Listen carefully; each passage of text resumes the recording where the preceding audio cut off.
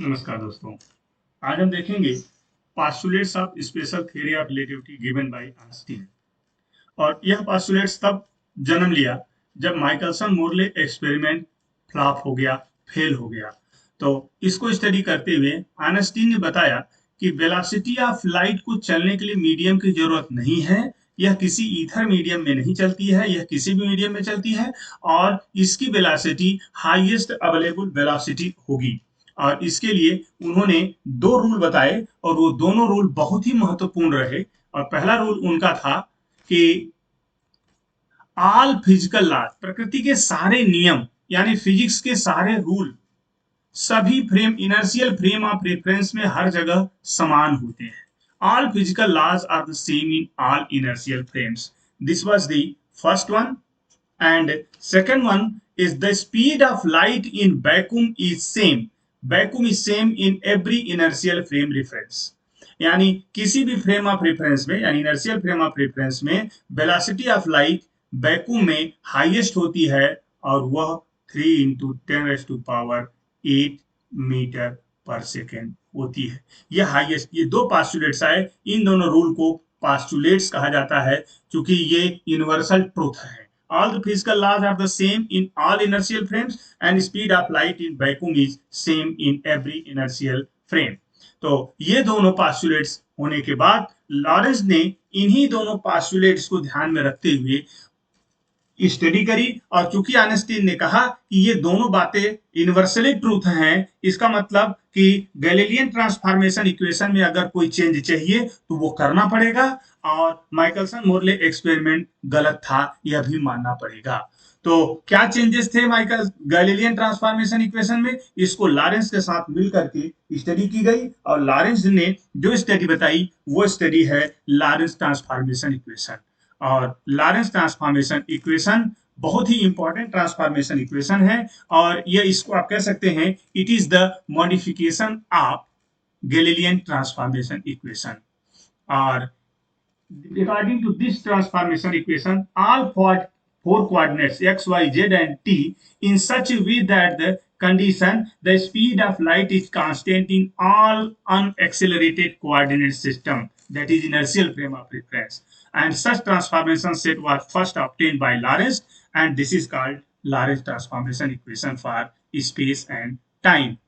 और इसको करने के लिए लॉरेंस ने जो सिस्टम अडॉप्ट किया वो अडॉप्ट किया कि let us suppose we have two frame of references S and S dash where S dash is moving by velocity v along the positive direction of x axis. A point P is situated in both the frame of references. When you observe from O, you will find its coordinate is x, y, z, t. And when you observe the same point from O dash, you will find its coordinate will be x dash, y dash, z dash, t dash. यानी एक ही point के दो अलग अलग जगहों से अलग अलग कोऑर्डिनेट स्टडी की गई और इसको स्टडी करने के बाद ये बताया गया कि जो गैलीलियन ने कहा था कि x dash is equal to x minus we t. Lorentz ने कहा नहीं, यह इक्वल नहीं बल्कि यह प्रोपोर्शनल होगा और इस प्रोपोर्शनलिटी को दूर करने के लिए उन्होंने ये प्रोपोर्शनलिटी कांस्टेंट यूज किया gamma, so that will be x dash equal to gamma x minus bt. This is equation number 1. Similarly, when the frame of reference is moving along negative direction of x-axis, then this equation will be written as x dash is proportional to x dash plus vt dash. Here the frame of reference is moving along the negative direction of x-axis and here frame of reference was moving with the positive direction of x-axis. Again, as equation number 1, you can write equation number 2 as x is equal to gamma x dash plus vt dash. It is equation number 2. अब हमें क्या करना है, ये ध्यान देना है कि इक्वेशन 1 में इक्वेशन 2 में इक्वेशन 1 की सहायता से हम वैल्यू रखेंगे x की या x डैश की। यानी मेरे कहने का मतलब है चाहे आप इक्वेशन 2 में x डैश की वैल्यू 1 से उठा के रखें, चाहे इक्वेशन 1 में x की वैल्यू इक्वेशन 2 से उठा के रखें। तो मान लीजिए 2 में आपने रखा तो यह x is equal to gamma x dash की जगह आपको पता है क्या रखेंगे, gamma x minus B T, तो gamma x minus B T this is x dash plus B T dash as usual. थोड़ा सा सिंप्लीफाई करिएगा इसको, तो you will get T dash is equal to gamma T plus 1 minus gamma square gamma V x. इसका direct simplification आपको याद रखना है, बहुत लंबा करने पर यह डेरिवेशन लंबा हो जाएगा और वीडियो भी लंबा हो जाएगा, इसलिए इसे शॉर्टकट में याद रखेंगे। T dash is equal to gamma T plus 1 minus gamma square पर gamma B x, equation number 3। अब मान लीजिए यहां तक इक्वेशन नंबर 3 तक पहुंच गए। मान लीजिए दो बल्ब ओ पर और ओ डैश पर साइमल्टेनियसली ग्लो करते हैं और इनसे निकलने वाली लाइट सीधे पहुंचती है पी पर, मान लीजिए, और इस समय पी पर पहुंचने में इसको टाइम लगता है टी, और चूंकि लाइट की वेलोसिटी सी है तो टोटल डिस्टेंस ओपी क्या हो जाएगा, ओपी आपको पता हो जाएगा सी टी। सिमिलरली एक लाइट ट्रेवल करती है आपके ओ डैश से और वह भी पी पर पहुंचती है और वह टाइम लेती है टी डैश, तो O dash P is equal to C T dash. ये बात क्लियर है? तो आगे बढ़ते हैं और इसी बात को हम यहां दिखाते हैं कि x equal to C T और x dash equal to C T dash. अब putting the value of x and x dash from equation 4 and 5 in equation 1 and 2।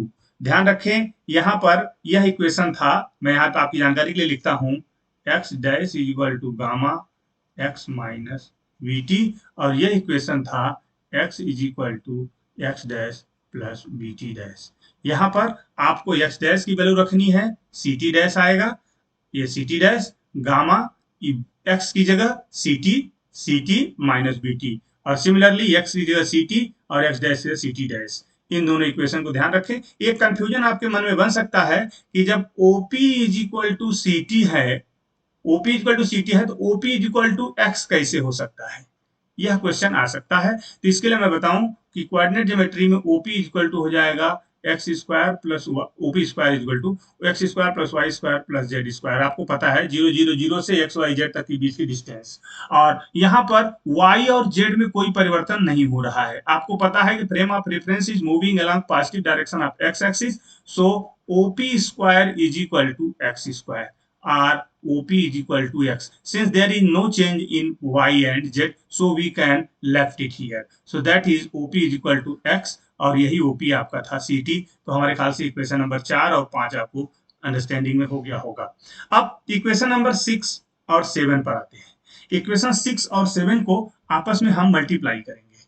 Multiply करने के बाद क्या होगा, लेफ्ट हैंड साइड में आ जाएगा सी स्क्वायर टी टी डैश, देखें आप सी टी यहाँ है, सी टी डैश यहाँ है, तो that will be C square T T dash is equal to gamma square T T dash C square minus B square. C square minus B square कैसे, यहाँ बचेगा T dash common लीजिएगा तो C plus V T dash, और यहाँ बचेगा C minus we T, तो ये gamma gamma gamma square T T dash और C plus B C minus B, that will be C square minus B square. T T dash यहाँ से cancel हो जाएगा और ये मिलेगा आपको gamma square is equal to c square upon C square minus B square, और इसे आप कह सकते हैं सी स्क्वायर, यहाँ कॉमन ले लें तो सी स्क्वायर अपॉन सी square minus B square upon सी स्क्वायर।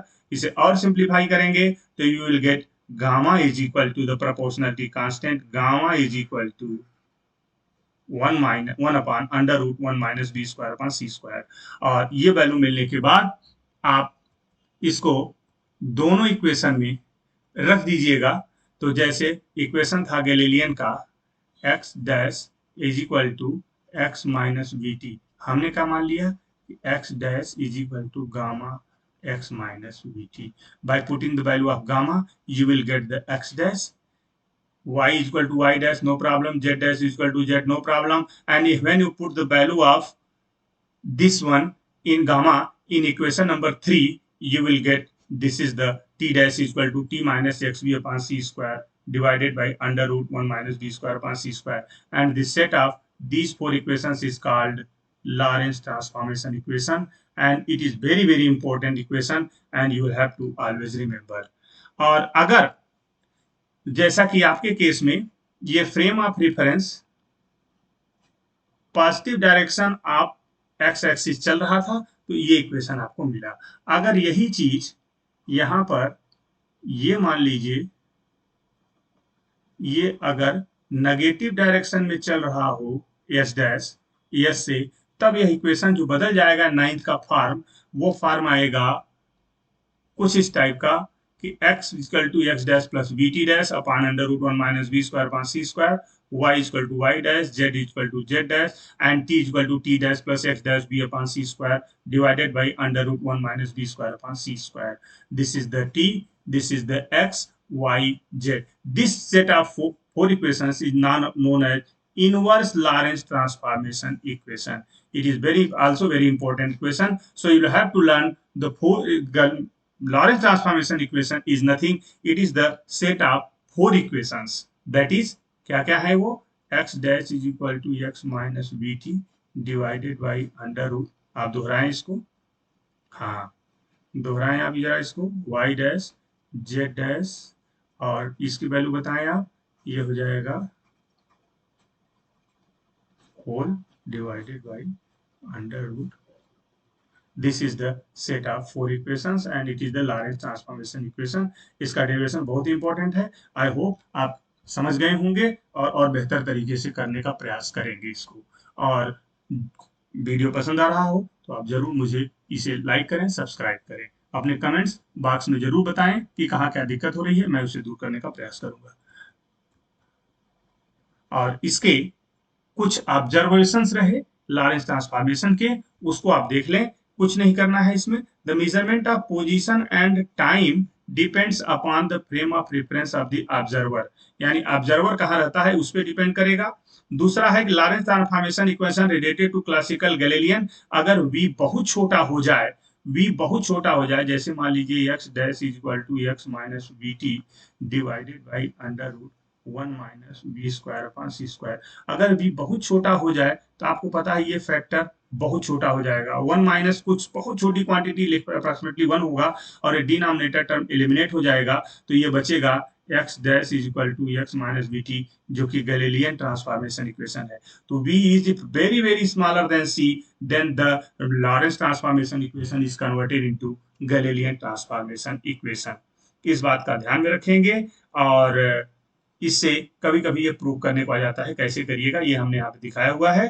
तो ये इतनी चीजें आपको याद रखनी है. और गैलीलियन ट्रांसफॉर्मेशन इक्वेशन का मॉडिफिकेशन है लॉरेंस ट्रांसफॉर्मेशन, इसका ध्यान रखना है. Thank you. आज के लिए इतना ही. आगे अगले वीडियो में ध्यान रखें. Thank you very much.